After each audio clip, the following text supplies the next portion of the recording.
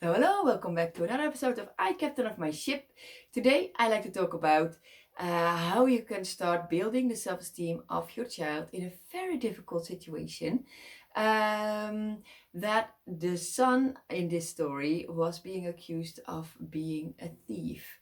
The parents were called by the principal of the school that their son had stolen something from someone in the class. So, how do you respond, and how do you see this as uh,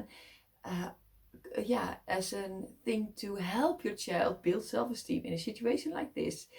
Venu Keller, a very famous person in the US, helped parents with this situation, and I thought it was a very inspiring story. So I want to share this with you. But before I will share the story, of course, I want to remind you of the introduction year workshop that I will give about how to give space for emotions and also limits to behavior when you raise children. How can you combine those two? Because raising a child can be quite a challenge sometimes. So I made an introduction to your workshop on how you can help your child with this.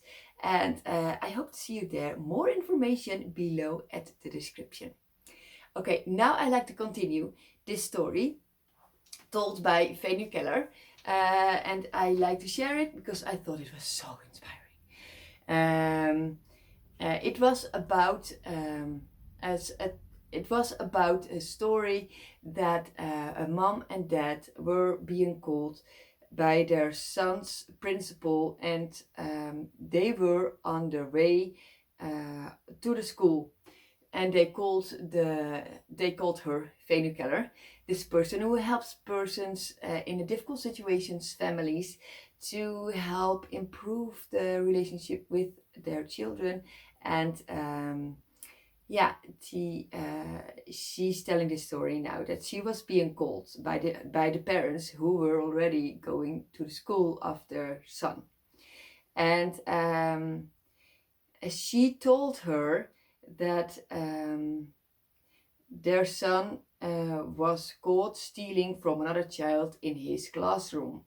And then she responded, "I'm sure you're both shocked and upset." And the mom says, "Yes, and that is why I am calling. I hate to ask, but could you meet us at the school to help us with all this?" And normally she's very busy, but ironically, this time she had not scheduled anything for that afternoon. So she said, "Yes, I can come and join you guys." And then she asked, of course, more. What specifically was he stealing? Did they give you any information about how he was caught? Do they have facts? Or is this someone making an accusation? But of course, the parents did not have much information or details. So they were calling her because the father, who has these high expectations for his son, was livid. The mom was hoping that she could support them in helping not to be so angry when he saw his son. And that was, of course, quite a challenge in the situation. I can fully imagine. And then she said, as soon as I saw the parents, I validated how they were feeling. And I asked them one question before we walk in. What is your outcome? The father says, "Well, obviously, I need to find out the facts, and then, second of all, I need to figure out why my son felt compelled to steal. We have not raised him this way, and I will not tolerate having a thief in my home." At that moment, she said, I just asked them to stop for a second so I can speak to them before we walked in. And then she told both parents, we have two options. You can walk in there and be accusatory where your son feels that he has to defend himself, or we can walk in there curious and figure out what has to happen for your son never to do this again. The first way would look like this. I cannot believe that I was just called to the principal's office because my son stole something. Who are you to steal another person in your class?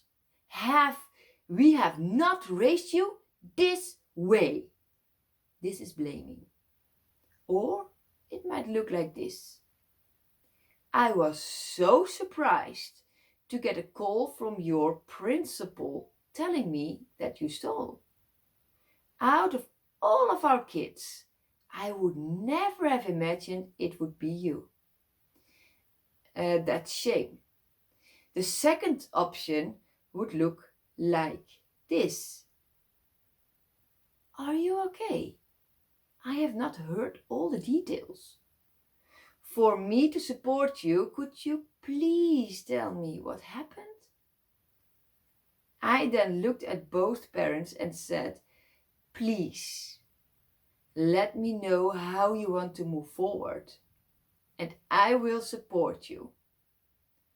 And then the mom immediately said, definitely the second opinion. We want to support our son, and we want to be able to guide him in a different direction, so this does not happen again. And then she, of course, looked at the dad, because it was mom and dad.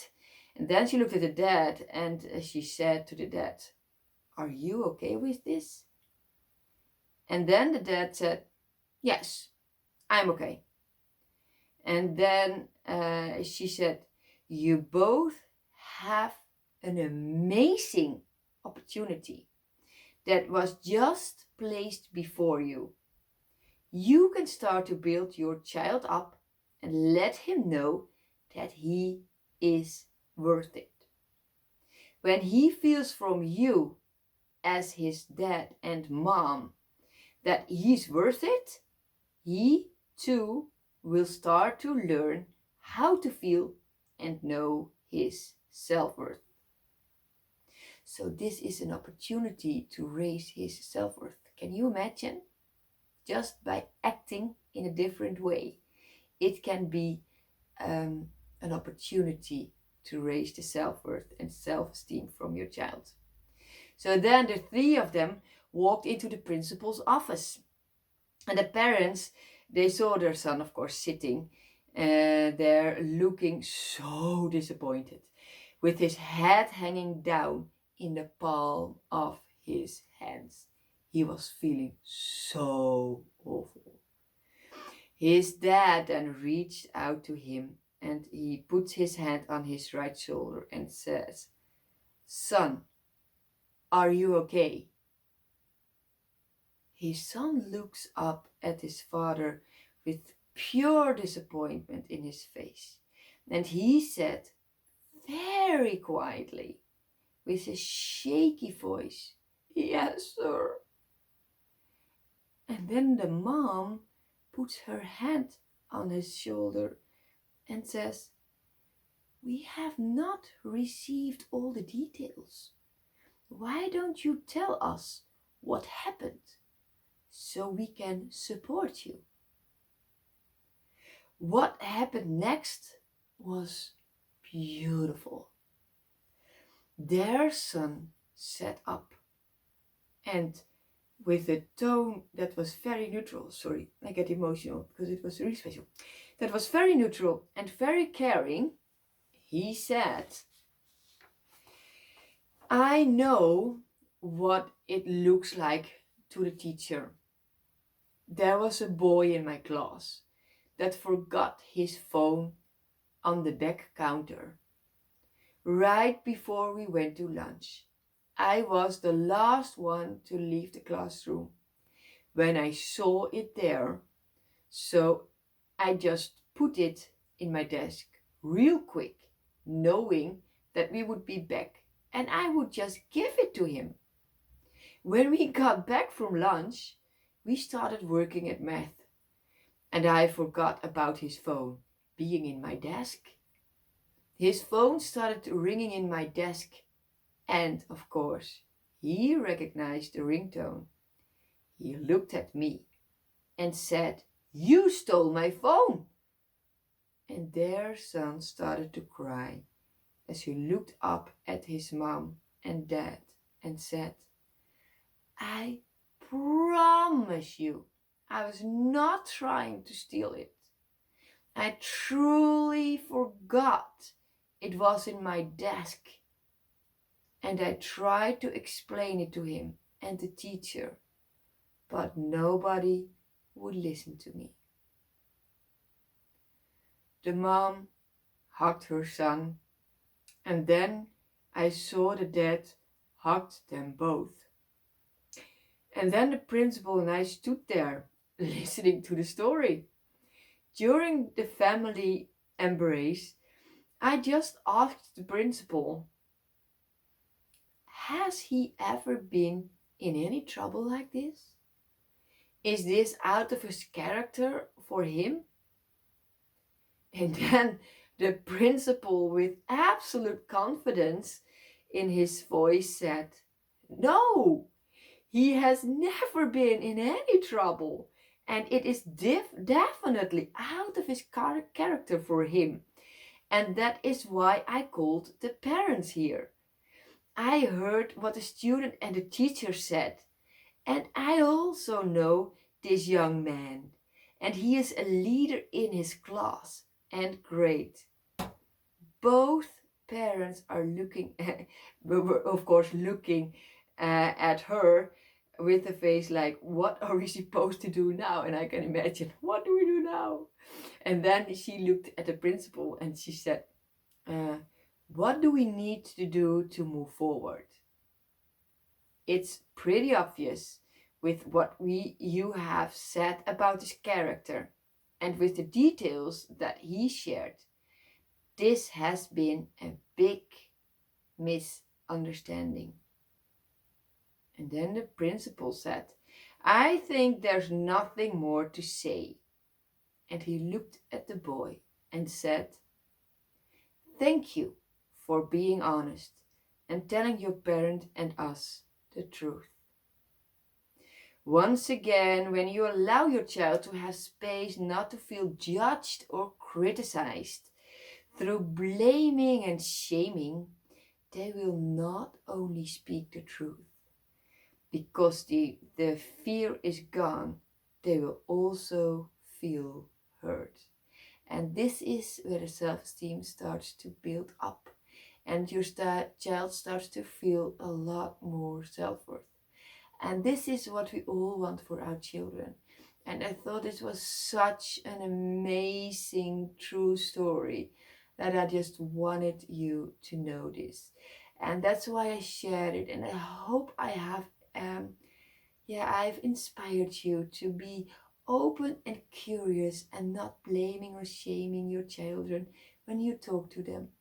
Even if it's something horrible, always be open and see what has really happened. Be curious. I hope it inspired you, and please be patient with yourself. Don't try to be perfect, just try to do your best. And that's all your child needs, to do the best you can with all the knowledge that you have. And it is not for nothing that this story just crossed your path. And you can use it in any situation, whatever happens. Be curious and be open to your child's reaction and this child's story, the other side of the story. Okay, I hope it helped you, and I hope to see you in the next episode. Bye bye.